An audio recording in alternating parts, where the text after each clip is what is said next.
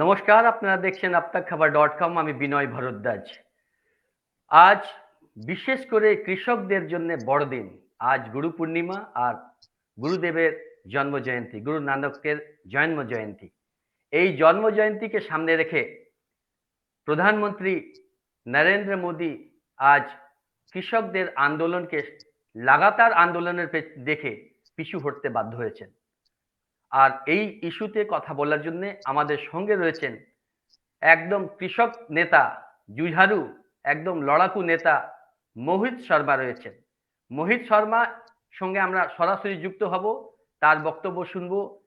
তিনি লাগাতার কৃষকদের পক্ষে রায় দিয়েছেন, কৃষকদের আন্দোলনের সঙ্গে ছিলেন, লাগাতার লড়াই করেছেন।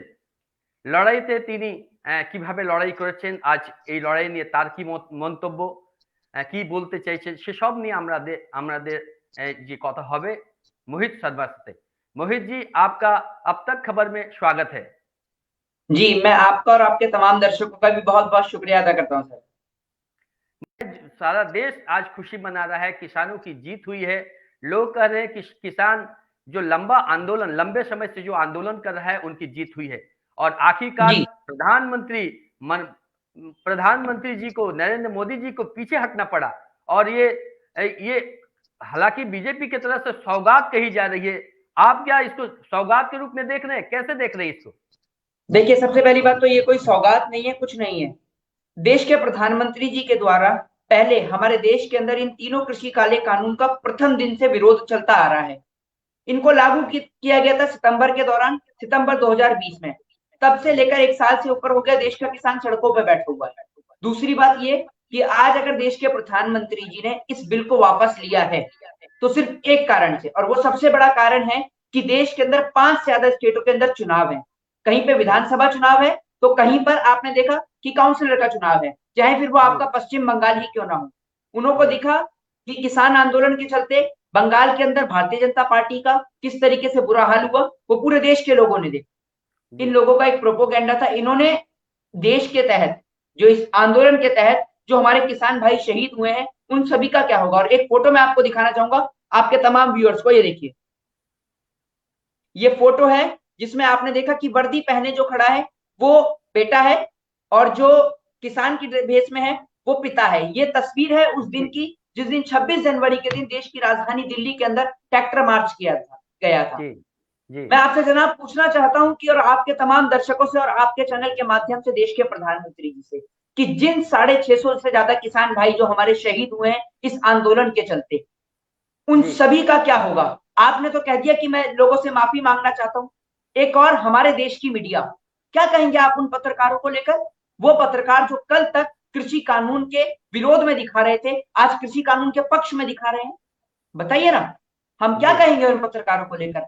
आपने ये सरूफा दिया है तो सिर्फ इसलिए, ये झांसा दिया है तो सिर्फ इसलिए कि आपको उत्तर प्रदेश में चुनाव लड़ना है, आपको उत्तराखंड में चुनाव लड़ना है, आपको पंजाब में चुनाव लड़ना है। और आपको दिख रहा है कि पंजाब से, उत्तराखंड से और उत्तर प्रदेश से आपकी कुर्सी छिनती जा रही है, जिस कारण आपने ये बिल वापस लिया। और आप कहते हैं कि देश का किसान कैसे उठ जाएगा? देखिए, 5 से 10 दिन बाद पार्लियामेंट का सेशन स्टार्ट है, तो पार्लियामेंट के अंदर में आप इस बिल को रखेंगे, वहां से रद्द करेंगे, फिर आप एमएसपी पे, जिसे हम बोलते हैं न्यूनतम समर्थन मूल्य, उस पे आप नियम बनाएंगे, कानून बनाएंगे। फिर तीसरी बात, जो आपने किसानों के ऊपर जो अवैध रूप से जो मुकदमे दर्ज किए थे, उन सभी मुकदमों को आप वापस लेंगे। जिन किसान भाइयों को जेल के अंदर बंद किया गया था या जिनकी जमीन को अवैध रूप से कब्जा किया गया था, आप उन जमीनों को उनको वापस देंगे। ये किसानों की सीधे तौर पर मांग होगी। जी, हम लोग बात कर रहे हैं, मोहित शर्मा जी हैं और लगातार पूरी तरह से भोकल रहे हैं, खुलकर बोलते हैं, किसानों के हक की बात कर रहे हैं, प्रधानमंत्री को लगातार कटघरे में खड़ा करते रहे हैं, और हम उनसे सीधे सीधे बात कर रहे हैं। आज किसान आंदोलन की जीत हुई है, और इस मुद्दे पर सोनिया जी की तरफ से लगातार बयान दिया जा रहा है। उत्तर प्रदेश में ये प्रियंका गांधी भी इस पर खूब बोलती रही हैं। शुरू से कांग्रेस के जो नेता हैं, प्रियंका गांधी, इस किसान आंदोलन का समर्थन करती हैं। पहले आइए एक बार प्रियंका जी की थोड़ी बात सुन लेते हैं, उसके बाद हम लोग फिर आपके साथ चर्चा में जुड़ते हैं। प्रियंका जी क्या बोल रही हैं, थोड़ी सी उनकी बात सुनते हैं।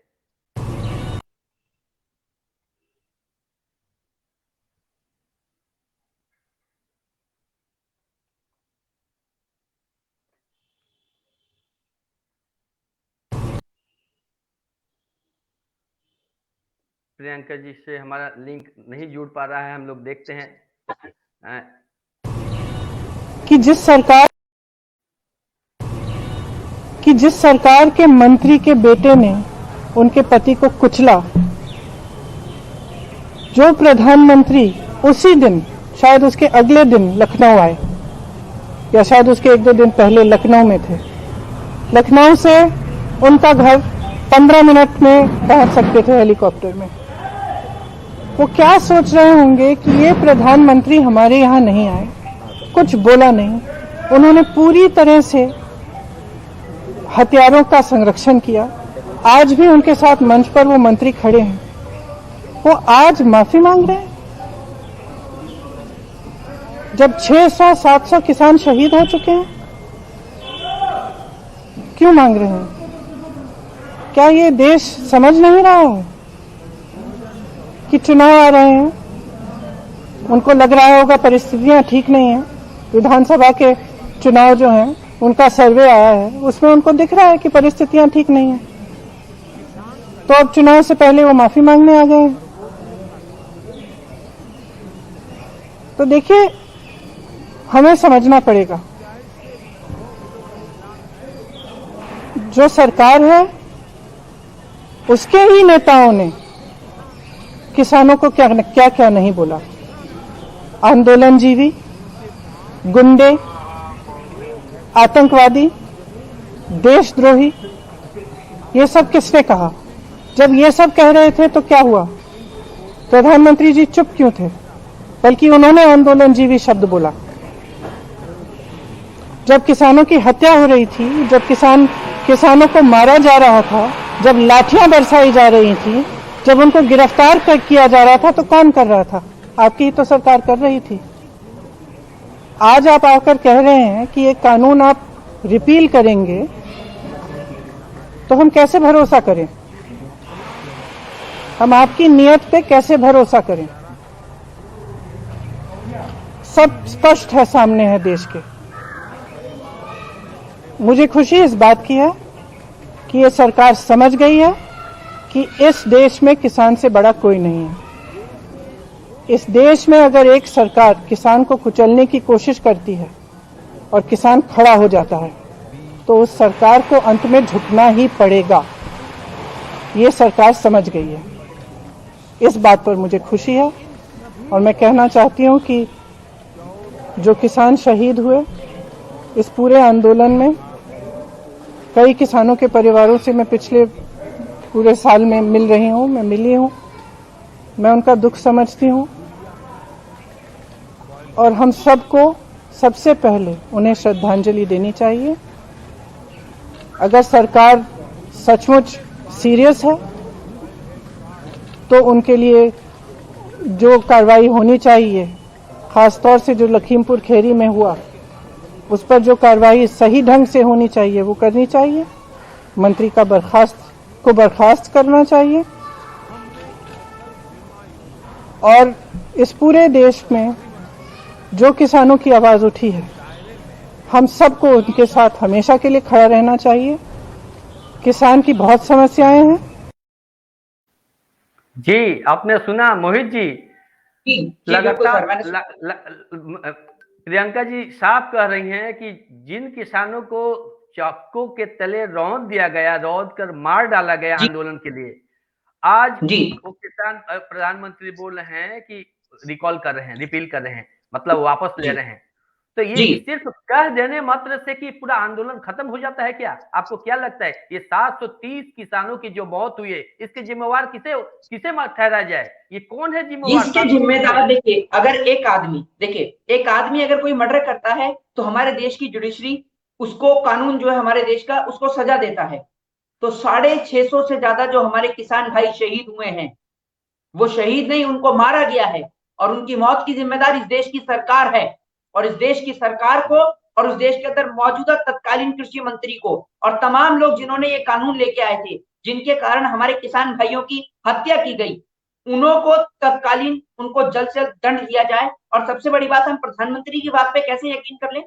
अगर हम प्रधानमंत्री जी की बात पे यकीन करते तो आज आप इस देश में 100 स्मार्ट सिटी देख रहे होते। अगर हम प्रधानमंत्री जी की बात पे यकीन करते तो आप बुलेट ट्रेन में घूम रहे होते। अगर हम प्रधानमंत्री जी की बात पे यकीन करते तो देश के युवाओं को 2 करोड़ रोजगार मिला होता।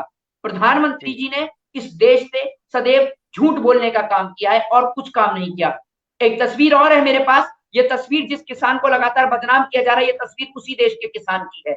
जब हमारे देश के आर्मी के जवानों को, जहां पर आपने देखा कि उपद्रवी उन्हें साबित किया जा रहा था हमारे देश के किसानों को, उस टाइम पे देश के किसान ने अपनी पगड़ी को खोलकर देश के जवान के ऊपर बांधा और उसकी मदद करी।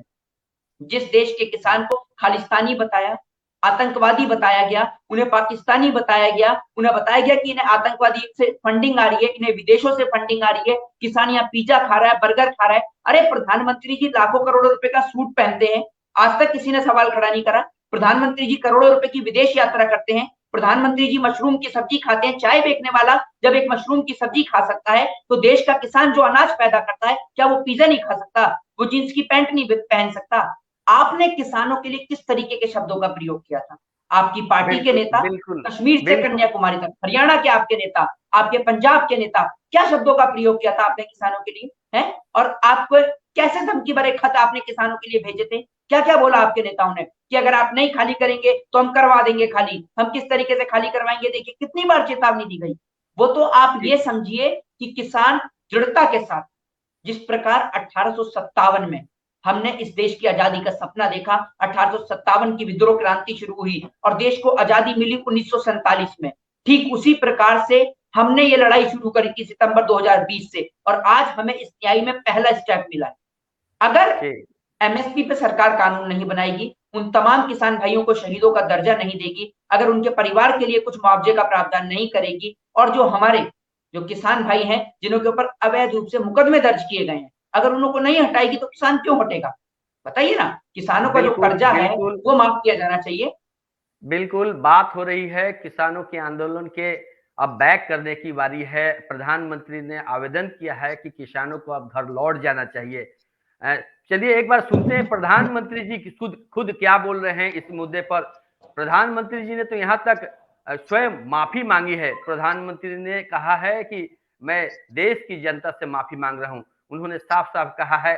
सीधे उनको भी सुनेंगे, लेकिन उसके पहले हम लोग सुनते हैं कि ये भगवंत मान है, आपके सांसद हैं भगवंत मान, उन्होंने भी कुछ अपना रिएक्शन दिया है। उनका एक रिएक्शन सुनते हैं, क्या बोले हैं भगवंत मान। सीधे बहुत देर कर दी साहब आते आते, 700 लोगों की मौत हो चुकी है और पहले दिन से हम कह रहे थे कि ये काले कानून है, ये मौत का वारंट, इसमें संशोधन नहीं हो सकता। मौत का वारंट सिर्फ वापस ही लिया जा सकता है, तभी जान बचती है। हमने तो जब आए थे बिल, उस समय भी बहुत चिल्ला चिल्ला के कहा था कि मत करो ये जुल्म है। तो 1 साल बाद इनको शायद थोड़ा बहुत गर्दन में से सरिया निकला है, अहंकार थोड़ा टूटा है, लेकिन ये किसानों के संघर्ष की जीत है। और जिसने जहाँ भी जैसे भी इस संघर्ष में योगदान दिया, सबकी जीत। तकरीबन 700 लोगों की इसमें मौत हो चुकी है। तो उसमें क्या आप कोई डिमांड उनके पार्लियामेंट में उनको श्रद्धांजलि देनी चाहिए, मुआवजा देना चाहिए उनके लिए। और आज उनकी आत्मा को थोड़ी बहुत शांति तो मिली होगी, लेकिन इतनी देर नहीं होनी चाहिए थी। शायद अगर पहले ही ये फैसला ले लिया होता तो शायद वो 700 लोगों में से बहुत ज़्यादा लोग आज अपने घरों में, परिवारों में, अपने परिवारों के साथ होते। बिल्कुल, आपने सुना भगवंत मान के बात हम लोग सुन रहे थे कि जो बात मोहित जी भी बता रहे थे कि ये जो किसान मारे गए, जो शहीद हो गए ये आंदोलन करते हुए, इनके मौत के जिम्मेवार को किसी न किसी को तो ये जिम्मेवारी लेनी चाहिए। और सीधे सीधे मान भी बोल रहे हैं कि मुआवजा मिलना चाहिए। ये जो किसान मारे गए हैं इसके लिए जिम्मेवार जो लोग हैं, सरकार खासकर जिम्मेवार ऐसा माना जा रहा है कि, और मोहित जी भी कर रहे हैं। अब मोहित जी क्या लगता है, सरकार ही सीधे जिम्मेवार है और इनको मुआवजा मिलना चाहिए? देखिए एक बात आप मुझे बताइए, प्रधानमंत्री जी किस किस बात की माफी मांगेंगे? बताइए ना आप मुझे। अगर एक घटना हो तो प्रधानमंत्री माफी मांगे। जब देश का किसान देश की राजधानी में आता है तब उसके ऊपर वाटर कैनन से पानी छुड़वाया जाता है, उसके ऊपर आंसू गैस के गोले दागे जाते हैं। करनाल में किसान के ऊपर बेरहमी से लाठी चार्ज की जाती है। लाठी चार्ज में, मैं खुद जुडिशरी का स्टूडेंट हूँ, मैं खुद लॉ का स्टूडेंट हूँ, मैं जानता हूँ कि लाठी चार्ज में आपको कमर से नीचे मारा जाता है, लेकिन बेरहमी से मारा गया, ऊपर बदन तक मारा गया, सर तक मारा गया गंभीर रूप से। आपने लखीमपुर खीरी के अंदर देश के किसान के ऊपर गाड़ी चढ़वाई। तो प्रधानमंत्री किस किस बात की माफी मांगेंगे और किस किस जगह मांगेंगे, बताइए ना आप मुझे। और क्या किसी ने माफी किसानों मांग को और क्या गुंडा कहा? और माफी मांग लेने से क्या देश माफ कर देगा? आपको लगता है जिनके घर के आप ये गार्जियन चले आप गए, एक जिनका बात अभिभावक बताइए, चले आप गए, एक बेटा बात चला मुझे गया। बताइए, जी हम भारतीय जनता पार्टी के किसी नेता को पहले उसके लिए अपशब्दों का प्रयोग कर दें या किसी नेता के गाल पे चांटा मार दें और उसके बाद हम हाथ जोड़ के माफी मांग ले कि जी हमने माफी मांग ली आपसे, तो क्या हमारे गुनाहों का पश्चाताप हो गया? आप कौन से, एक बात आप मुझे बताइए, आप हिंदू धर्म के फर्जी ठेकेदार बनते हैं मोदी जी। मैं मोदी जी से कहना चाहता हूं, देश के गृह मंत्री से कहना चाहता हूं, वो देश के तड़ीपार गृह मंत्री, वो तमाम लोग, उनसे समझाना चाहता हूं, आपने कितना पढ़ा है गीता के बारे में, बताइए। अगर आपने गीता पढ़ी होती तो आप किसानों को आज इस प्रकार से, जो 650 किसान भाई शहीद हुए ना, 650 से ज्यादा, वो हमारे किसान भाई शहीद नहीं हुए थे।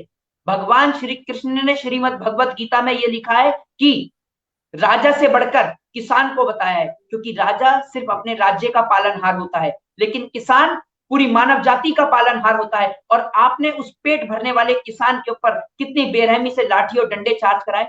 आपने इस देश के इतिहास में, ध्यान रखिएगा सर, आज ये भले ही कृषि काले कानून वापस हो जाए, लेकिन ये देश के इतिहास में काले अक्षरों से लिखा जाएगा कि पहली बार किसी देश की सरकार ने इस देश के अंदर बाप और बेटे को आमने सामने लड़ाने के लिए खड़ा कर दिया, जिसकी तस्वीर मैंने आपको दिखाई थी।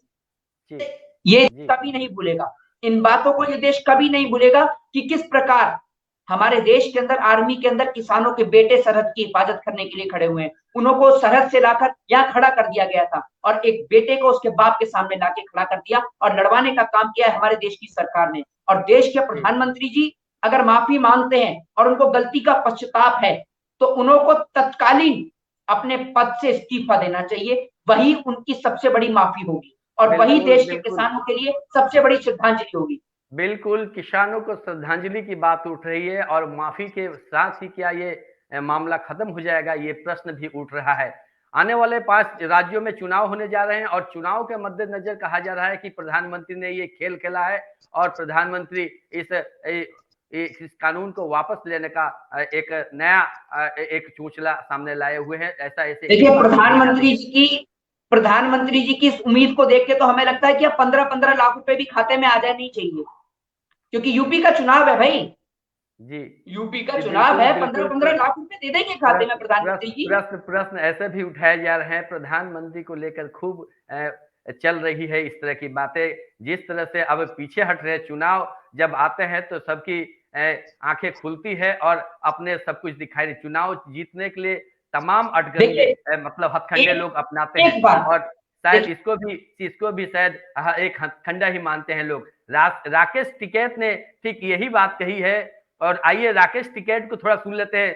बोल रहे हैं कि प्रधानमंत्री के घोषणा के बाद क्या कैसे मान ले, कहाँ है वो कागज दिखाओ, पहले दिखाओ कि प्रधानमंत्री का ये कागज, लिखित कागज, ये कानून वापस हो रहा है, इसका कोई सबूत दिखाओ।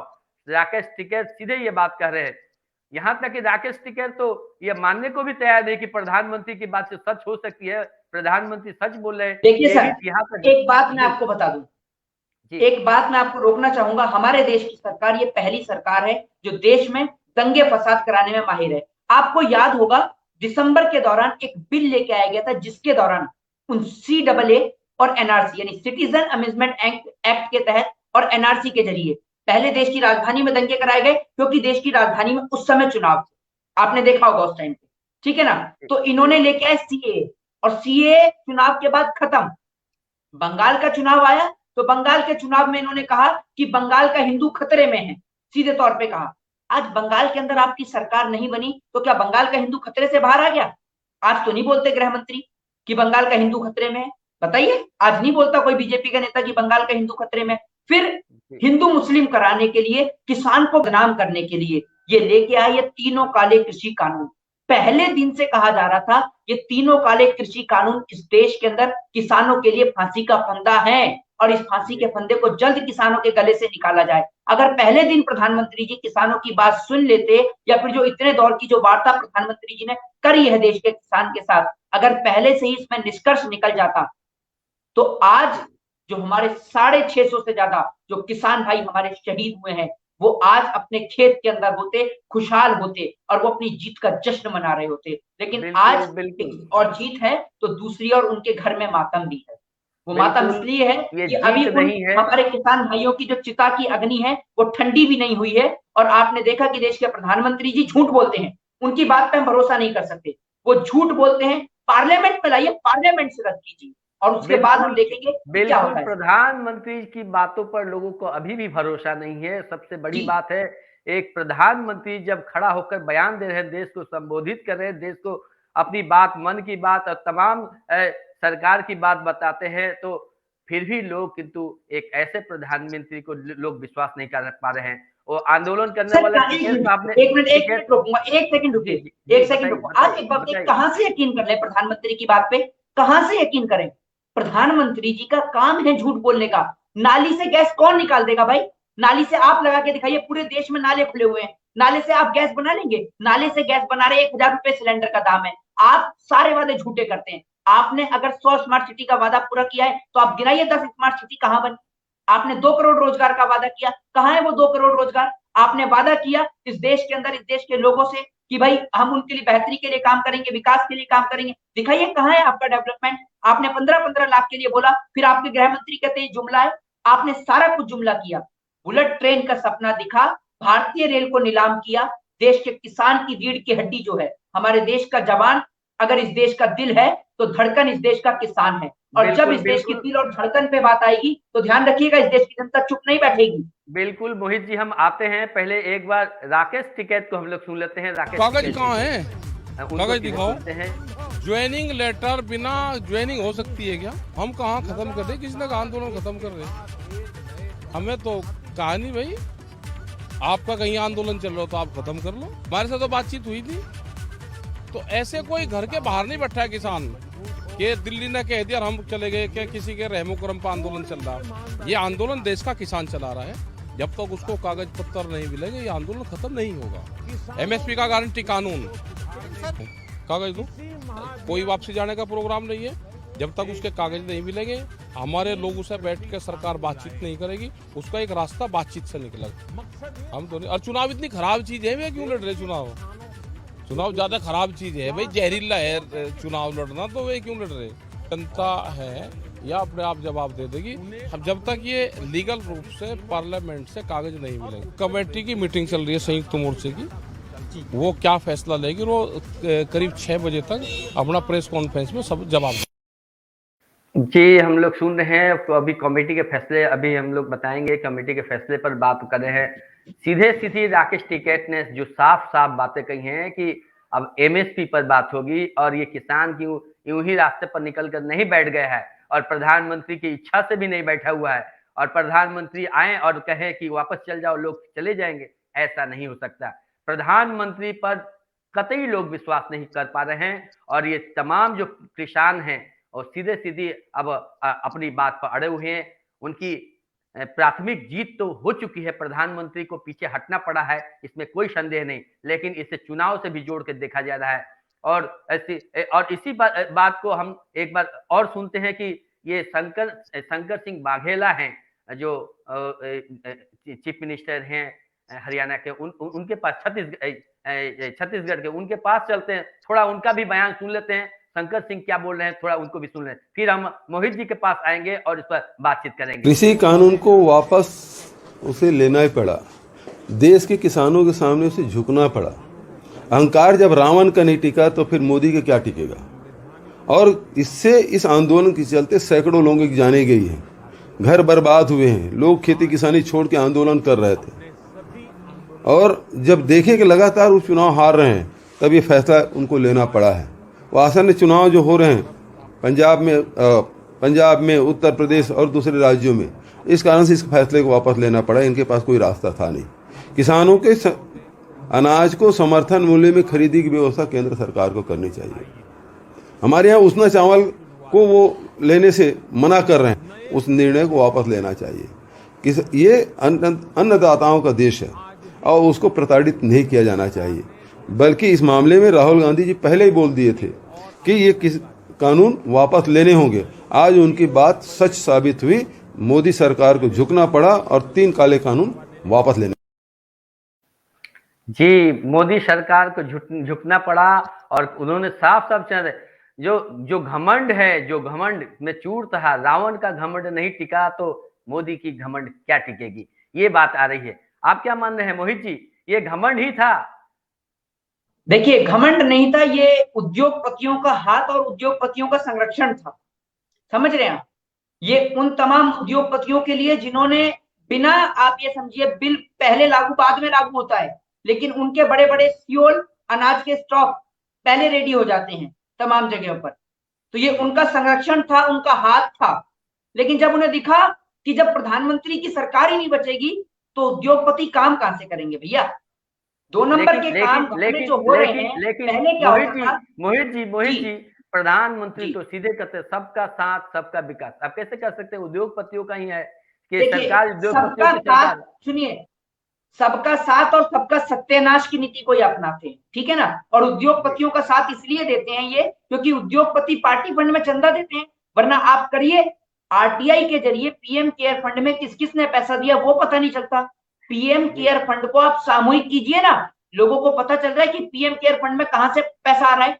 कोई जी आतंकवादी संगठन डाल रहा हो क्या पता पीएम केयर फंड में पैसा? आप सामूहिक कीजिए। देश की जनता जानना चाहती है, एक बेटी जो गुल्लक तोड़ के आपके पीएम केयर फंड में पैसा देती है, उस बेटी को ऑक्सीजन नहीं मिलती है। क्या देश नहीं जानना चाहता वो पीएम केयर फंड का पैसा कहां गया? कहां है वो पीएम केयर फंड का पैसा? और पीएम केयर फंड में अगर इतना ही पैसा आ रहा है तो पैसा इस्तेमाल कहां हो रहा है बताइए?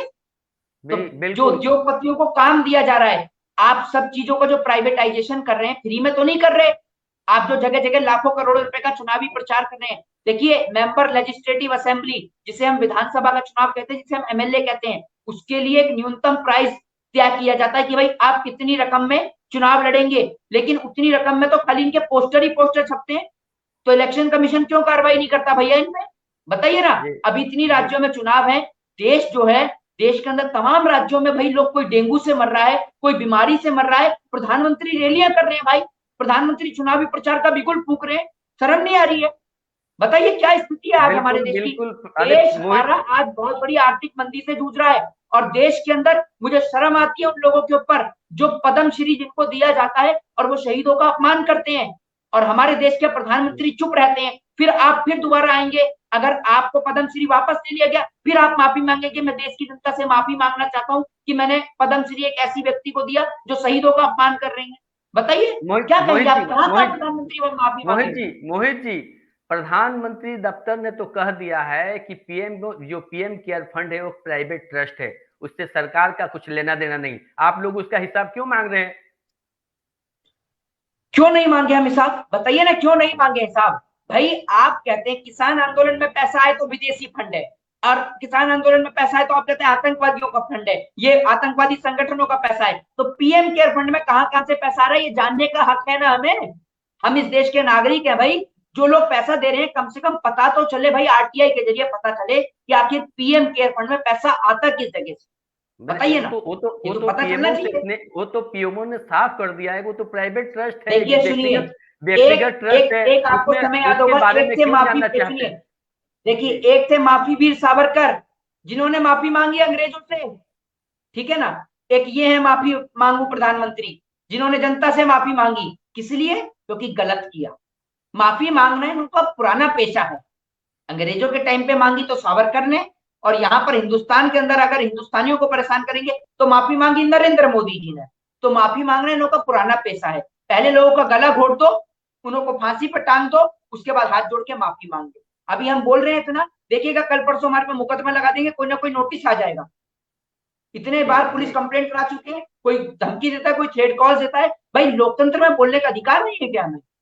बिल्कुल। बोलने का अधिकार पर भी आजकल पाबंदी लगी हुई है। देश में किस तरह का माहौल चल रहा है लोग समझ रहे हैं, लेकिन बोलने के अधिकार से जब बात उठती है तो मेघालय के राज्यपाल की बात जरूर होनी चाहिए। मेघालय के जी राज्यपाल सतपाल मलिक ने साफ साफ कहा है कि चाहे कुछ भी कर लो, वो अपने लोगों की बात उठाते रहेंगे। और उन्होंने साफ कहा था कि ये अगर तीनों कानून वापस नहीं लिए जाते हैं तो सरकार का वापस क्षमता में आना कतई संभव नहीं। सतपाल मलिक ने यहाँ तक कहा था कि आप भले ही मुझे कॉल कर लो, मुझे वापस बुला लो, मैं पदत्याग करने के लिए तैयार हूं, मुझे 1 मिनट का समय नहीं लगेगा, मैं पदत्याग कर दूंगा और मैं किसानों के साथ रहूंगा। हालांकि लोग उनसे ये भी पूछते रहे कि आप सरकार के द्वारा निर्वाचित किए हुए, सरकार द्वारा चुने हुए आदमी हैं, राज्यपाल आपको सरकार नहीं, मोदी के सरकार नहीं बनाया और उसी के खिलाफ बोल रहे हैं। सतपाल मलिक ने कहा, मैं ठीक जो सच है, जो ठीक है, उसी को बोल रहा हूं, और उन्होंने इस तरह से खुलकर कहा था। तो आपको मोहित जी क्या लगता है कि सरकार में सारे लोग जो हैं इस तरह के नहीं है कि मोदी की जो गुणगान ही करेंगे, कुछ लोग खिलाफियत भी कर रहे हैं। बिल्कुल, लेकिन उन लोगों के लिए क्या कहेंगे सर आप, जो अपने आप को कहते हैं कि मैं किसान का बेटा हूं? बताइए ना, क्या कहेंगे आप राजनाथ सिंह के बारे में? राजनाथ सिंह क्यों चुप थे इतने दिन से? वो तो कहते हैं मैं किसान का बेटा हूं, किसान का सुपुत्र हूं। तो किसान का सुपुत्र होते हुए आपने किसान को मरते हुए देख लिया। बताइए क्यों नहीं दिया राजनाथ सिंह ने इस बात को लेकर जवाब? इस बात का जवाब दे राजनाथ सिंह। पूरा देश जानना चाहता है। प्रधानमंत्री जी की माफी से उन शहीदों के घर में जो लोग शहीद हुए, किसी का बेटा, किसी का पिता जो गया है, वो वापस नहीं आ जाएगा। इस बात को प्रधानमंत्री जी को समझना होगा। इस बात को समझना होगा उन तमाम लोगों को। उत्तर प्रदेश के मुख्यमंत्री को माफी मांगनी होगी देश के किसानों से। देश के तमाम लोगों ने जिन्होंने किसानों के लिए अपशब्द कहे, पार्लियामेंट में सबको माफी मांगनी पड़ेगी। और अगर माफी नहीं मांगेंगे तो जनता अपने तरीके से इन्हें माफी मंगवाएगी, ये ध्यान रखिएगा। मोहित जी, इस माफी मांगने वाली बात और क्यों उन्होंने आवाज नहीं निकाली, क्यों उन्होंने कुछ नहीं कहा प्रधानमंत्री के फैसले के खिलाफ? एक और मंत्री हैं जिन्होंने इसका सफाई दिया है। आइए सीधे चलते हैं, आपको बिहार के जो मुख्यमंत्री हैं नीतीश कुमार, उनकी बात सुनाते हैं कि नीतीश कुमार ने क्या कहा और माफी मामले वाले मुद्दे पर उनकी क्या राय है और उनका क्या सोचना है। ये किसान का जो तीनों कानून जो वापस लिया जा रहा है उस पर उनका क्या विचार है, सीधे उनकी सुनते हैं। आदरणीय प्रधानमंत्री जी ने खुद इसको घोषित कर दिया कि हम इसको वापस ले लेंगे इसी अगले सत्र में ही। तो जो निर्णय उन्होंने लिया उसको वापस लेने का किया और बहुत ही स्पष्टता के साथ उन्होंने अपनी बातें रख दी कि हमने किसानों के हित में किया, लेकिन सब लोगों को हम समझा नहीं पाए तो हम वापस ले रहे हैं। तो ये सारी बातें हो गई, इसलिए इसमें कोई खास बोलने का तो कोई औचित्य है ही नहीं। जिनको निर्णय लेने का अधिकार है उन्होंने पहले निर्णय लिया और बाद में उनको लगा कि अब इसको विड्रॉ करेंगे, उन्होंने वापस लेने का निर्णय किया। तो कौन क्या बोलता है ये तो सब अपनी अपनी बात बोलते रहते हैं, लेकिन आज जो तीनों कृषि कानून के बारे में आदरणीय प्रधानमंत्री जी ने स्वयं आज सुबह ही दे दिया है स्टेटमेंट और पूरी बात कह दी, तो इसलिए तो सब बात स्पष्ट है, उसमें कोई चीज अस्पष्ट नहीं है। और बाकी तो जिसको विपक्ष का जिसको जितना बोलने का मन है बोलता रहेगा। बिल्कुल, आपने सुना कि जिसको जितना बोलना है बोलते रहेगा। नीतीश कुमार को उससे कोई फर्क नहीं पड़ता है। और आज प्रधानमंत्री ने ये कानून की घोषणा की थी और वही लाए थे और उन्होंने वापस ले लिया। इससे जो बीच में जो उनके ये इस खेल से इसमें ये जो बात घटी, जो उन्होंने इंट्रोड्यूस किया कानून और उसको वापस ले लिया, इससे कोई फर्क नहीं पड़ा। 700 किसान मर गए, इससे नीतीश कुमार को भी कोई फर्क नहीं पड़ा। और ये जो विपक्ष हैं जो बोलते रहते हैं, ये यूं ही बकवास बकते रहते हैं। आपने सुना नीतीश कुमार की यह बयान है और सीएम बोल रहे हैं। जी, एक सीएम नीतीश कुमार जी, कहना चाहूंगा, एक कहावत है जी, एक कहावत है कि अपना घर संभल नहीं रहा, दूसरे के घर में झांक रहे हैं। नीतीश कुमार जी इस बात का जवाब दे दें कि अभी मधुबनी में, आप भी एक पत्रकार हैं, मधुबनी में एक पत्रकार को जला के मार दिया गया। पता है आपको इस बात के लिए? आप कितने घोटाले की बात करेंगे? सृजन घोटाले वाले हैं, सृजन घोटाले में लिखते हैं। अभी आपको पता है कि यहाँ पर सचिवालय के बाहर पे शराब की बोतल पाई गई है, जबकि बिहार में शराब बंदी है। नीतीश कुमार जी तो अपनी सरकार को जवाब दे दें। नीतीश कुमार जी अगर अपने वादों को पूरा करते तो मधुबनी में जो पत्रकार जल के मरा है ना, वो इसलिए मारा गया है क्योंकि वो सरकार की जो नाकामियां हैं उनको उजागर करने का लगातार काम किया करता था। नीतीश कुमार जो उनकी डबल इंजन की सरकार है, ये झूठी सरकार है। इनसे शराबबंदी संभल नहीं रही है। इनके तमाम नेता से लेकर मंत्री सारे घोटालेबाज हैं। और नीतीश कुमार आपको पता है भाजपा के साथ क्यों गए हैं? इसलिए गए हैं क्योंकि अगर वो भाजपा के साथ नहीं जाते ना तो आज वो जेल की कालकोठरी में होते। जिस प्रकार आपने देखा कि लालू यादव जी ने बिहार में जिस प्रकार से उन्होंने बीजेपी का साथ नहीं दिया, जेल को मंजूर समझा क्योंकि उन्होंने जनता की आवाज को उठाने का काम किया, तो उन्होंने जेल में डाल दिया गया। लेकिन उन्होंने जेल की सजा काटना मंजूर समझा, लेकिन सत्ता की गुलामी और भाजपा की गुलामी करना मंजूर नहीं समझा। लेकिन नीतीश कुमार ने क्या किया? नीतीश कुमार ने तो भाजपा की गुलामी करी, तभी तो आज मोहित जी, मधुबनी में पत्रकार की हत्या हो रही है, मोहित जी जहरीली शराब से लोग मर रहे हैं। मोहित जी, मैं इस बात पर आपका विचार जानना चाहता हूँ। एक सीएम है, मुख्यमंत्री है, एक राज्य का संचालन कर रहे हैं, सर्वे सर्वा हैं, वो बोल रहे हैं, प्रधानमंत्री बोले और उनका अधिकार था, वो इंट्रोड्यूस कर दिए और उन्होंने वापस कर लिया। किसी के बोलने से क्या आता जाता है? ये एक प्रधानमंत्री के इस तरह से एक बोलना और वापस ले लेना और इस पर उपहास करना एक सीएम को कितना ये शोभनीय है क्या? मैंने इस तरह के बयान ही क्या आपको नहीं लगता कि ये लोगों के मौत से खिलवाड़ तो हो गया और कोई फर्क नहीं पड़ा? आपको क्या लगता है? देखिए जिनके घर में आगे नाथ न पीछे पगात हो, जिनके घर परिवार के लोग शहीद हुए वही तो जानते हैं। भैया इन्हों का ना घर है ना परिवार है। नरेंद्र मोदी जी अपनी माता जी से मिलने जाते हैं तो 4 कैमरामैन साथ में लेके जाते हैं, तो ये क्या जाने कि घर परिवार की कीमत क्या होती है। वो भी माता जी से हाथ मिलाने से पहले देखते हैं कि इस एंगल से पोज अच्छा आ रहा है या इस एंगल से पोज अच्छा आ रहा है। तो ये ऐसे लोग हैं जो माता जी से मिलने जाते हैं तो पूरा एडवर्टाइजमेंट करके जाते हैं। इन्हों को कोई फर्क नहीं पड़ता किसान 600 मरे, 700 मरे, चाहे 7000 मरे, इन्हों की दया से तो पूरा देश भी अगर मर जाए इन्हों को कोई फर्क नहीं है। अभी जम्मू कश्मीर में बिहार के मजदूर मरे, नीतीश कुमार को कोई फर्क पड़ा? बताइए, इन्हों को कोई फर्क नहीं पड़ता देश में कहीं भी, कश्मीर से कन्याकुमारी तक, चाहे किसान मरे, जवान मरे, कोई फर्क नहीं पड़ता। ये अपनी कुर्सी पे हैं, इनको कुर्सी चाहिए। ये कुर्सी कुमार सुशासन बाबू नीतीश कुमार है, इनको कोई फर्क नहीं पड़ता। तो मौत को लोग इतनी आसानी से ले रहे हैं, मौत को भी ये उपहास उड़ा रहे हैं। देखिए मौत के लिए तो सरकार ने ट्रेंड चला दिया है। मौत के लिए तो ट्रेंड चला दिया है कि अगर कोई मरता है तो उसके घर पे पहुंच जाओ मुआवजा लेके। कोई भी मरे, गोरखपुर में मनीष गुप्ता की हत्या हो तो मुआवजा, लखीमपुर खीरी में किसान के ऊपर गाड़ी चढ़े तो मुआवजा, हाथरस में बलात्कार हो बेटी के साथ तो मुआवजा। सरकार ने एक ट्रेंड चलाया जिसका नाम है मुआवजा ट्रेंड। पहले आप लोगों को मारो, उसके बाद मुआवजा दे दो। मतलब पैसों के जरिए अब जानें खरीदी जा रही है मोदी सरकार के राज में। बिल्कुल प्रश्न उठ रहा है, पैसों से भी अब जानें खरीदी जा रही है और इस तरह से बयान लोग दे रहे हैं। एक सीएम का बयान आ रहा है। वहीं आइए अब सुनते हैं एक और सीएम हैं जो दिल्ली के डेप्यूटी सीएम हैं, मनीष सिसोदिया जी हैं। वो क्या कर रहे हैं इस मुद्दे पर, हम उनसे बात उनकी सुनते हैं। आदरणीय प्रधानमंत्री जी ने खुद इसको घोषित कर दिया है कि हम इसको वापस ले लेंगे। ये किसानों की बहुत बड़ी जीत है और किसानों के आंदोलन की जीत है। ये किसानों की बहुत बड़ी जीत है और किसानों के आंदोलन की जीत है। किसान आंदोलनकारी जिन्होंने 1 साल तक इस लड़ाई को लड़ा, मैं उनको इसके लिए बधाई देता हूं।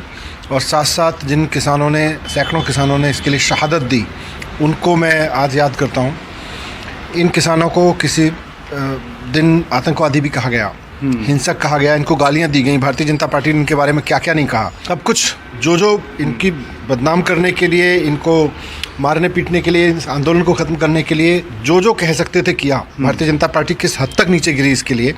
लेकिन आज खुशी की बात है कि किसानों के 1 साल के आंदोलन के बाद इस निरंकुश सरकार को झुकना पड़ा और किसानों की मांग माननी पड़ी।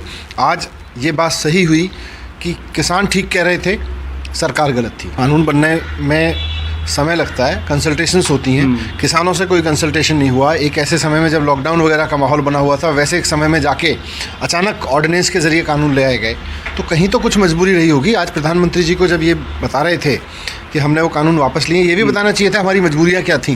उन्होंने बताया नहीं। और जिन लोगों को शहादत हो गई उनसे भी माफ़ी मांगनी चाहिए थी। खेती की समझ तो है नहीं, राजनीति की समझ भी किसानों को ज़्यादा हो जाएगी, ये भी समझ में आया होगा उनको। क्योंकि बार बार प्रधानमंत्री जी कह रहे थे, भाई हमने उनको समझाने की कोशिश की, हमने उनको समझाने की कोशिश की। मैं प्रधानमंत्री जी से और देश के तमाम उन लोगों से जिनको लगता है कि उनको खेती की समझ है, रिक्वेस्ट करना चाहता हूँ कि खेती की असली समझ किसान को है, राजनेता को नहीं है। सत्ता में बैठे लोगों को खेती की समझ नहीं होती है। खेती की असली समझ किसान को है। आप उससे समझो और फिर नीति बनाओ। आप उल्टा कर रहे थे, आपने कुछ नीति बना दी और आप उसको समझाने में लग रहे थे कि जी खेती कैसे होगी, खेती में फ़ायदा कैसे होगा। अरे किसान को पता है कि मंडी में कैसे होता है, किसान को पता है कि खेत में कैसे होता है। कि उनको किसानों से डर लगा। अब किसानों से डरना चाहिए और सारी पार्टियों को डरना चाहिए। अब पॉलिटिकल फ़ायदा मिले ना मिले, लेकिन ये तो मैसेज है कि इस देश के किसान से पंगा मत लो, किसान से डर के रहना चाहिए। और किसान ही है जो शहर में बैठे लोगों को भी रोटी खिलाता है। बिल्कुल, देश के तमाम नेताओं को, तमाम पार्टियों को किसानों से डरना चाहिए। ये अपने आंदोलन के, लगातार आंदोलन, शायद ही स्वाधीनता के बाद से ऐसा कोई आंदोलन है जो लगातार 1 वर्ष से भी ज्यादा चला।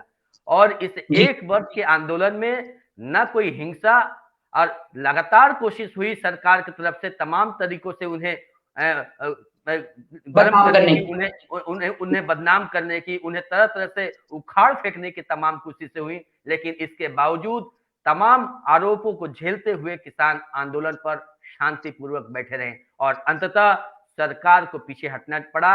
और ये वार्ता आज ये संदेश जो है पूरे देश में भेजा गया है कि किसान से पंगा न लो, क्योंकि जय जवान जय किसान का नारा जो शुरू में दिया गया था, आज फिर वह जय जवान जय किसान अपने आंदोलन के जरिए पूरे देश को राह दिखा रहा है। और सीधे हम लोग मनीष सिसोदिया से सुन रहे थे कि उन्होंने कहा, जो साफ सुथरा बात उन्होंने कहा कि डरने लगे हैं, अब मोदी जी भी किसानों से डरने लगे हैं।